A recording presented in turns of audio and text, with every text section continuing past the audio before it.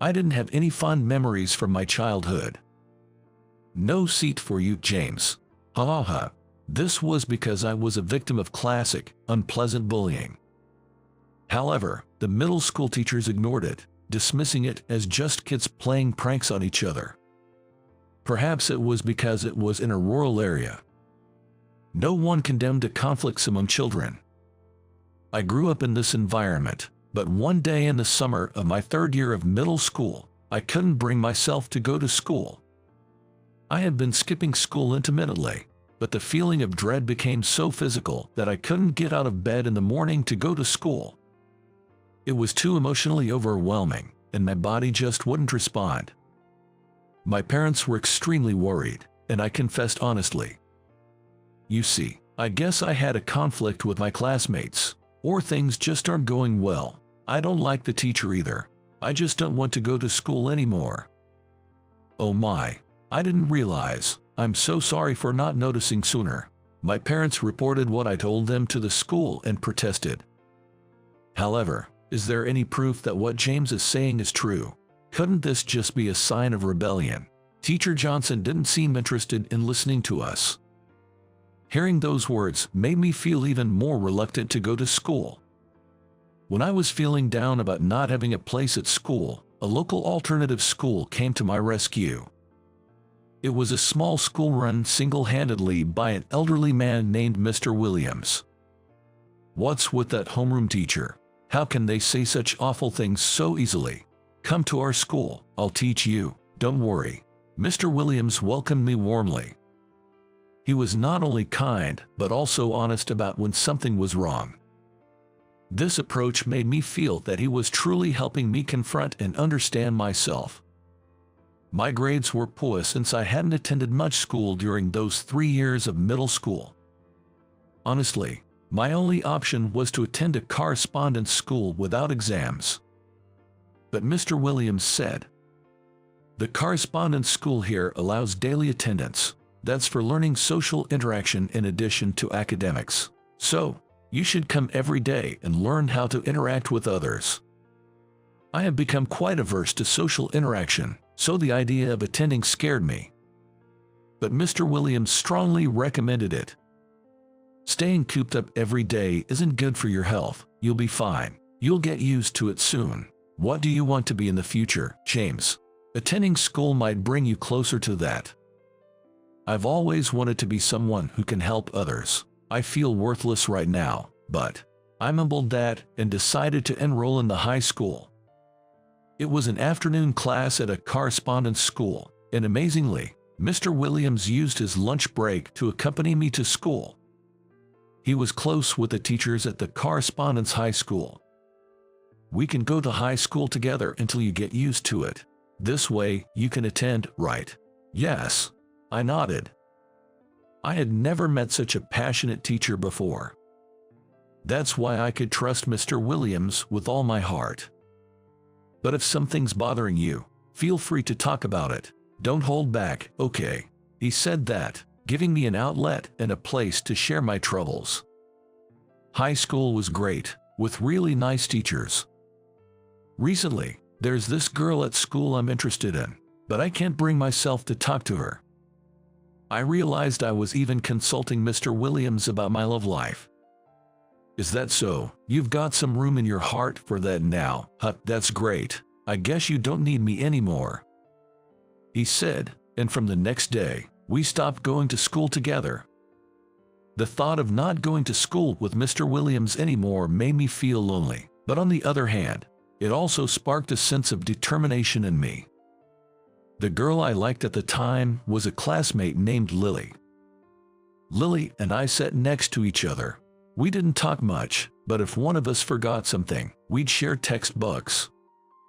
She was beautiful, and even with few words, she was kind and considerate. I didn't think I was in her league, but I decided to muster the courage to talk to her. "Hey, thanks for always letting me use your textbook. I'm forgetful. Always forgetting my textbook. I'm really glad to have a kind neighbor like you." Then Lily said, "Thank you too. I've been waiting for you to talk to me. You know, I'm shy," she said with a laugh. From then on, we started talking more often and began eating lunch together. Eventually, this naturally led to us dating. Things went so smoothly. I couldn't believe I was dating her. I was so happy, and I even shared the news with Mr. Williams. "That's wonderful," he said with a big smile. Mr. Williams seemed genuinely happy that things were going well in my school life. Life in high school became really enjoyable. After getting a girlfriend, I was motivated to show my best side and studied hard. Before I knew it, the 3 years of high school flew by, and I got a job at the company where my father had retired the previous year. At work, the treatment was tough, partly because I was clearly a nepotism hire. You're in this company as a high school grad from a correspondence school, something normally impossible. Everyone here, including me, has a degree from a renowned university. And then there's you, a high school grad from correspondence school, a clear case of nepotism. Don't get too cocky. Department head Eric was particularly harsh. It was partly because I hadn't fully grasped my job yet, but more so because he seemed to be the type who vented work frustrations on his subordinates. It reminded me of my experiences in elementary and middle school, leaving a bitter taste. People who bully the weak are everywhere. I need to become stronger. I decided to endure it. If I don't let it bother me, it's nothing. After working for 3 years, my income stabilized, so I proposed to Lily. "I know I've kept you waiting for a long time, but I want you to marry me." "To be able to marry you, James, makes me incredibly happy." She said this with a sparkling smile. Ever since we started dating, Lily has always been open about her feelings, making me feel needed and happy. While my personal life was going smoothly, my situation at work was getting worse. "After all, you're just a high school grad from a correspondence course." Eric would add these words meaninglessly at the end of our conversations. What does that have to do with anything? Our current conversation. In any job, you know, your educational background follows you. What a pitiful life. He laughed. I wasn't particularly bad at my job, yet I kept being told such things. Honestly, I was completely fed up with my boss. One day, I went back to my hometown during long holiday. My older brother Scott's eldest son, Kyle, a middle schooler, was there too, chatting happily with my parents and Lily. Scott is a doctor in our hometown, working at a hospital. After eating too much and feeling heavy, I decided to go for a run. After our meal together, Kyle went out alone. He's really dedicated to the track team and never misses a day of running. Even at home, he runs every night, Scott mentioned. Well, that's a good habit. A while later, Kyle returned from his run, but he was clearly not okay. As soon as he returned, Kyle was panting heavily, struggling to breathe, and his rhythm of inhaling and exhaling was erratic. "Hey, Kyle, are you okay? What happened? Someone, get a paper bag." My brother Scott patted Kyle's back. "What's wrong? Are you okay?" Everyone was shouting worriedly, but my brother Scott called out to the family, "Quiet, don't talk to him. Just focus on exhaling. Forget about inhaling for now." He calmly instructed Kyle. I didn't understand what was happening and was at a loss for words. Anyway, I was feeling very anxious. But my brother seemed to know exactly what was going on. My mother fetched a paper bag from the closet and handed it to Scott. He put the bag over Kyle's mouth. "Breathe out slowly. You're okay now, Kyle. Lie down and rest," Scott said and took Kyle to another room to rest. "Scott, what's going on? Does he have a serious illness?" Dad asked worriedly, but Scott shook his head. That was exercise-induced hyperventilation syndrome. It happens when breathing gets irregular during physical activity, but calming the breathing with a bag helps. Kyle ran a different route today and was a bit nervous about seeing everyone, which might have affected his breathing. He's on medication, so it's not a daily issue. He should be fine. I was amazed at how calmly and efficiently Scott had handled Kyle's episode. Being a doctor is incredible. Yeah, but it's tough, too. There's nonsense in the medical community, but the rewarding part is that my knowledge and skills can help people, save lives, and see them recover and smile. With a warm smile, my brother Scott said that, and I gathered the courage to ask him, "Can someone become a doctor even if they start as an adult? Are you thinking of becoming a doctor, James?" I nodded. "Just looking at you, Scott, I've realized that living a life where I can help others is wonderful. I want to consider a life like that. But it's tough for adults to take entrance exams. Studying is hard, and you need to earn a living. And you have Lily. You need her consent. It'll be quite difficult."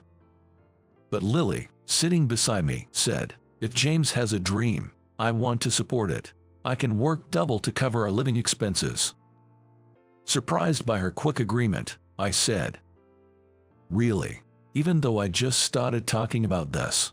James, you've never had a dream or goal before. I'm so happy to hear you say this. I want you to pursue it." Encouraged by Lily's support, I felt motivated.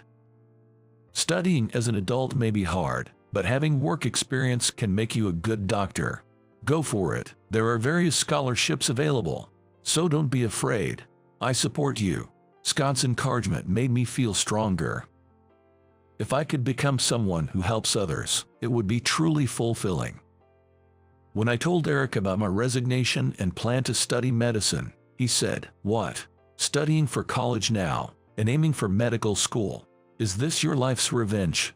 Escaping reality? How pitiful." It was frustrating, but I didn't respond and just submitted my resignation. Honestly, I wasn't confident, and there are many other ways to help people. But somehow, I strongly wanted to pursue medicine and take on this challenge. Lily supported me, saying, "You'll pay me back double," and even helped finance my prep school. After 3 years of intense study, I finally passed the entrance exam. Yes, Lily and I hugged and cried with joy. I then told my parents and Scott, and they were thrilled.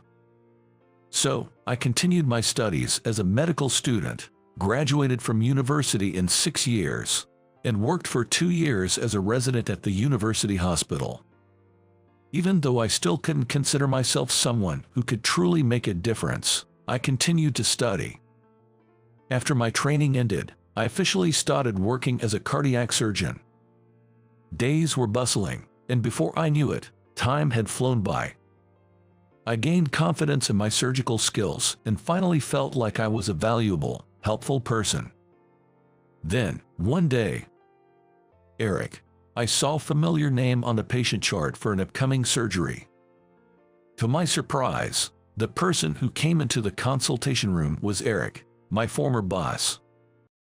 "I'm Dr. Harford, your attending physician. I used to work under you." "Wait, are you the one from back then?" He looked shocked, recognizing me. "You can't be serious. You actually became a doctor." "It's no lie. I'll be handling your surgery." "Is there no way to change the surgeon? I am in charge of this surgery. I've performed many similar operations, so please rest assured." Eric turned pale and said, "I'm sorry for the past. Please, don't make any mistakes. I don't want to die. Don't worry, you're in safe hands." He seemed to think I might intentionally commit a medical error. That could never happen. But my former boss was visibly frightened, a clear case of reaping what one sows. Despite Eric's fears, the surgery was a complete success. "Eric, can you hear me?" He looked dazed as he woke up from the surgery. "Was it successful?" "Yes, the surgery was successful." Eric shed a tear. "I'm relieved, truly. Other hospitals refused me. It was a complicated surgery. If not for you, Dr. Harford, I wouldn't have survived. Thank you for saving me, despite everything. You're a real doctor." Hearing those words, I felt a long-standing cloud lift from my heart. Several years later. This time, surprisingly, My mentor from the free school, Mr. Williams, was admitted to the hospital. Never thought I'd meet you as a doctor and patient. I'm so looking forward to it, I can hardly sleep. Ha ha ha. Mr. Williams said this the day before his surgery, but passed away unexpectedly that night. It was a sudden stroke. At the funeral, I was so shocked that I forgot I was a doctor, feeling lost and overwhelmed. But there was no denying that Mr. Williams was gone. I had to accept it. As I was leaving the funeral, James, Mr. Williams's wife, Emily, approached me. He was really looking forward to seeing you at the hospital.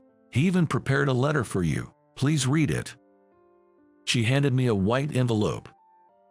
Inside, written in familiar handwriting, was this message. James, it took time, but I'm happy you found what you wanted to do and achieved your dream.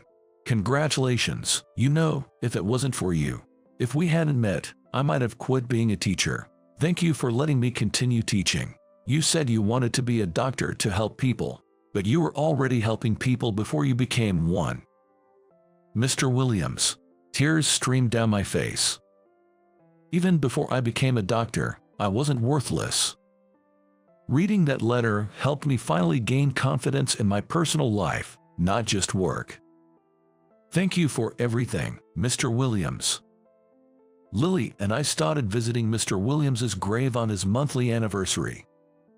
And now, I live confidently in both my professional and personal life with Lily, happily ever after. This, I believe, will never waver.